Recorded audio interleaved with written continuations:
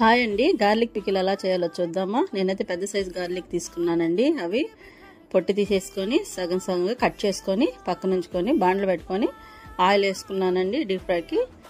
ఇవి ఫ్రై చేసుకొని పక్కన ఉంచుకోవాలండి. అదే ఆయిల్లో 1 స్పూను ఆవాలు వేసుకున్నామండి, కొద్దిగా మెంతులు, కొద్దిగా పసుపు, 2 స్పూన్ల కారము, చింతపండు గుజ్జు ఒక 2 స్పూన్స్ వేసుకొని బాగా ఫ్రై చేసుకోవాలండి. ఇదంతా సిమ్లోనే చేసుకోవాలండి. ఇప్పుడు అది చల్లగా అయిన తర్వాత మనం సాల్ట్ మనకు రుచికి తగ్గట్టు వేసుకొని ఇప్పుడు మనం ఫ్రై చేసుకున్న గార్లిక్ని అందులోకి వేసుకోవాలండి. దీంట్లో కొద్దిగా ఇంగువ కూడా వేసుకోవాలి, చాలా బాగుంటుంది. మన హెల్త్కి చాలా మంచిదండి. జ్వరాలకి, దగ్గుకి, నెమ్ముకి అన్నిటికీ పనిచేస్తుందండి. మన టిఫిన్లో కూడా బాగుంటుంది, రైస్లోకి బాగుంటుంది. వీడియో నచ్చితే like, share, subscribe. Cooks and vlogs.